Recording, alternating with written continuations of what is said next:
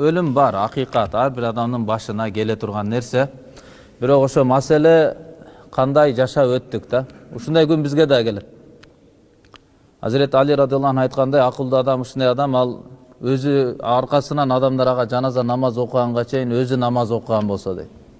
Бирөөлөр аркасынан Куран окуп, собуну багыштаганга чейин өзү тирүү учурунда Куран окуган болсо, бирөөлөр ажылык кылып, ажылыктын собунага багыштагандан көрө, анын атынан ажылык кылгандан көрө өзү тирүү учурунда ажылык кылган болсо, ошол акылдуу адам экен да. Өлүм ар бир адамдын башына келе турган нерсе. Абу Хамид эл-Лифаф рахимахуллах айтат: "Мен аксара мин зикрил маут укрима би саласати ашия." Ким эгерде көп өлүмдү эстеп жүрө турган болсо, өлүмдү эстөөнү көбөйтсө, ал адамга 3 сыйлык берилет. 3 нерсе, 3 пайда болот. Биринчиси таъжилу тауба. Ал тообаны тез кылат. Тооба кылат. Экинчиси канаатил кут. Берилген рызкыга эмнеси болсо ошого каниет кылып жашайт. Үчүнчүсү нишатул ибада. Чын дили менен ибадат кылат. Ал эми ким өлүмдү унутуп коюп жашоо өткөрө турган болсо, макул намаз окусун, оруза кармап жатат, кайрымдуулук иштерди кылып, жакшы иштерди кылган өңдү, бирок өлүмдү унутуп коюп жашап жаткан болсо, анда ал адамга 3 жаза берилет. 3 нерсе, 3 жоготуу болот. Биринчиси тасвифут тауба. Тообаны кечиктирип жүрө берет. Күнөөнүн аркасынан күнөө болуп атат, бирок тооба кылбайт. Толук таквачылыкка чыкканга жол болбойт, эшик ачылбайт. Ана деп жүрө берет, убактысы өмүрү өтө берет. Жана берилген рызкыга разы болбойт. Дагы көбөйтүш керек, антыш керек, минтиш керек деп жүрө берет, эгер ким өлүмдү унутуп калган болсо. Үчүнчүсү ибадатта жалкоочулук кирип келет дейт. Демек өлүмдү эстесе, урматтуу тууганым, эң чоң пайдасы адамды тооба кылдыртат экен да. Пайгамбарыбыз алейхиссалату вассалам деле айткан: "Силер кабырларды зиярат кылып тургула, анткени ал силерди акыретте эстетет, силерди тооба кылдыртат" деген. Тообага адам баласы кадам коет, күнөөдөн үзүлүп, чыныгы ибадаттын, чын дили менен ибадатты кылып баштайт, качан өлүм алдында жүргөн болсо да. Өлүм качан келиши белгисиз. Белгисиздиктин себеби ар дайым даяр болуу үчүн Аллах Таалам өлүмдүн ажалын, убактысын белгисиз кылып койгон да. Ошондон иншалла өлүмдү көп эстейли, өлүмгө даярданалы, дүйнөгө келгенбиз ошо өлүмгө даярдануу үчүн. Өлүм сиз менен биздин максатыбыз, коркуп качып жүрө турган нерсе эмес. Ошол үчүн сиз менен биз дүйнөгө келгенбиз. Дүйнө жүзүндөгү адамдар ошон үчүн келди. Иса алейхиссалам айтат. Иса алейхиссаламдын Аллах Таала тараптан берилген бир өзгөчөлүгү бар эле. Ал киши өлүктөрдү тирилтет эле Аллахтын өкүмү менен. Муъжиза деп коет. Пайгамбарларга адаттан сырт болгон бир көрүнүш берилет. Ошол аркылуу өзүнүн пайгамбар экендигини элге далилдөө үчүн да. Мисалы Муса пайгамбарыбыздын таягы бар эле, таштаганда ажыдарга айланып кетет. Колуну салып туруп чыгарса аппак ушундай жарык болуп кетет эле. Ушундай бир өзүнүн муъжизасы бар эле. Пайгамбарыбыз Мухаммад алейхиссалату вассалам айды экиге бөлүп койду, муъжизаларды көрсөттү.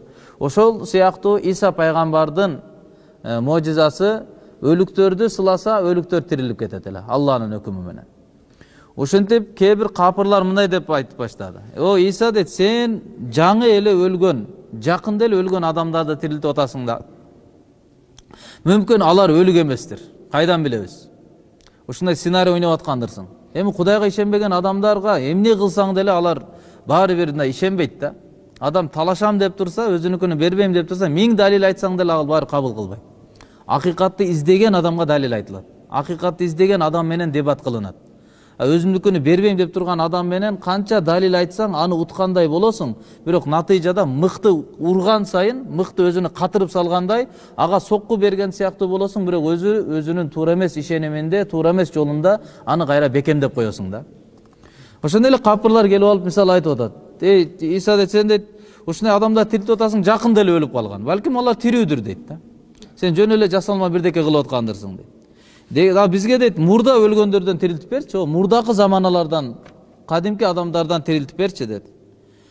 Деп анан Иса алейхиссалам айтканда, ихтаро ман ши'тум, каалаганыңарды тандагыла анда деди. Ихтаро тандагыла, кимди каалайсыңар, кимди тирилтип берейин? Аллахтын өкүмү менен албетте. Десе алар айтышты, анда бизге Нух пайгамбардын баласы Самды тирилтип берчи dedi. Дегенден кийин анан бир кабырга келди. Ал жака келип 2 рекет намаз окуду Аллага кайрылып. Allah'a namaz oku, Allah'dan dua kıldı. Ya Allah'ım Sam ibn Nuh'tu. Nuh peygamberimizin oğlu Sam'da özün tiriltip bergin dep dua kıldı ele. Allah subhanahu wa ta'ala kabırdan Sam'dı kayra tiriltip çıkardı. Anın başı jana sakaldары agarıp ketken abalında. Sakal çaç appak bolup kalganda. Anan aga aytıldı, bul emne bolup ketken?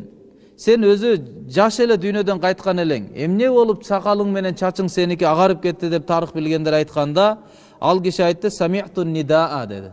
Kabırdan çıkkan adam aytып atat. Men şunday bir çakırıkты uktum. Ündü uktum. Kabırdan çıkarıp atat da. Men çakırıkты uktum, fazanantu annal kıyamete kad qamat. Kıyamat turup ketken okşoy dep oylop ketip, oşondan çaçım menen sakalım agarıp ketiptir deydi.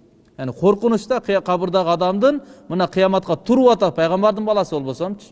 Kıyamatka turup atasың, suragың baştala turgan gün geldi degen oy gelip ketip, çakırık bolgondo çaçım menen sakalım agarıp ketkenini bilbey kalıptırmын deydi. Andan suraldı, munzu kam anta mayyit. Kança zamanadan beri, kança vaktan beri sen ölük bolup jatasың, ölümдөр katarındasың dese, ölüktör katarındasың dese aytты. Munzu arbaati alafi sana, 4000 yıldan beri men kabırdamın dedi. Wama zahabat anni sakaratul mauti, birok oşonça 4000 yıldın aralığı vakt öttü, birok can berip atkan uçurdagı, can atışkan ölümdün açуулuğu dagı ele denemden ketelek dedi. Oşol ölümdün açуулuğu dagı ele men sezilip turat depçi. Şondan alımlar aytkan, ölümdün özü ele adamdın oңолуусуна жетиштүү deydi. Adamga nasihat katары, eskertүү katары, tooba kılış üçün, taza jaşaş üçün, adilettүү, çınçıl bolup jaşоо üçün ölümdün özü ele жетиштүү deydi. Ölüm uçurdagı kıyınçılıkты ele elestetse ele, oşonun özü ele жетиштүү deydi adam din menen jaşaганgaч. Oşonton mындай aytылынат deydi.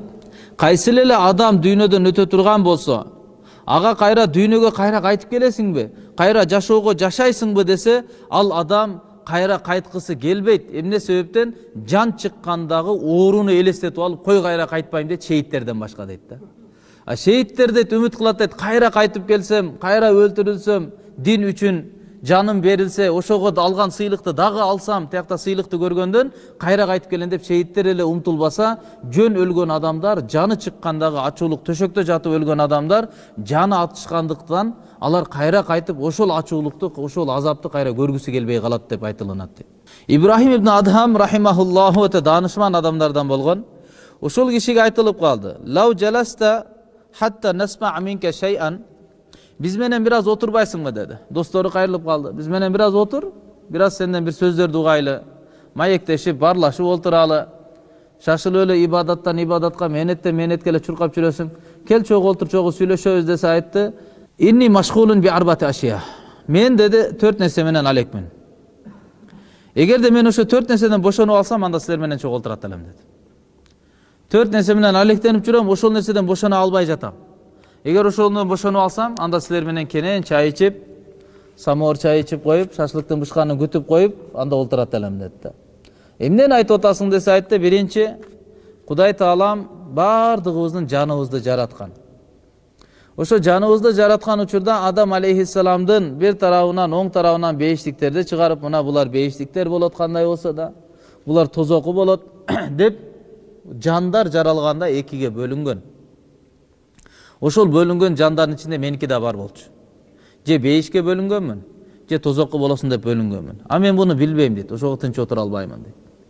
Ekinci mesele, kaçanda oşol can uçuru gelip menin deneme enemdin kursagında salınat turgan uçur kelgen uçurda Peygamberimiz sallallahu aleyhi ve sellem aytat: "Vakkalallahu bir rahime melekan." Allah Taala adamın jatınına bir perişteni ökül kılıp şaylap koygon.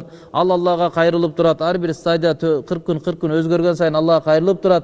Kaçanda Allah ida aradala yaqdiya halqaha, oşonu jaratууну Allah'ım kalaganda, can salууну kalaganda al perişte Allah'a kayrılıp aytat: "Ay Rabbi azakarina munsa." O Rabbim bul uul bolovu je kız bolovu, bul baktılуу bolobu, je baktısız bolobu, ırıskısı kançalık, acalı kaçan, uşul siyaktуу taqdırga baylanıştı meseleleri enenin kursağında dağı bir жазылат deydi. İbrahim ibn Adham rahmatullah aytadi, ekinci mesele deneme canım girip kelatkan uçurdele asaidun am shaqi, bul baktısız mı je baktıluu bu, menin üstüme çeçim çıkan deydi. Кудай таалам бирдеке деп айткан ошондо. Же бактылуу болот, же бактысыз болот деп айткан. А бул мага белгисиз. Ошондо мен тынч отура албаймын дейт. Үчүнчүдөн дейт, качанда менин ажалым келип, жан денеден эми кайра чыгып кете турган учур келген учурда Алла тараптан периштелер рухсат сурайт. Бунун жаныны каяга алып барабыз? Буга рахмат мээримиңе бөлөп, буга сыйырмат көрсөтөлүбү? Же сенин ачуулугуңа салып, буга азап берелиби деп жан алган периштелер келгенде менин жаным эки тараптын бирине сунушталат. Мен муну да билбеймин. Кайсыл жака жаным чыгып барышыны билбеймин дейт. Төртүнчү маселем, качан кыяматка чыгып турганда Алла тараптан айтылат: "Вамтазул яума айюхал мужримун", о күнөөкөр адамдар, бүгүн эми ажырагыла.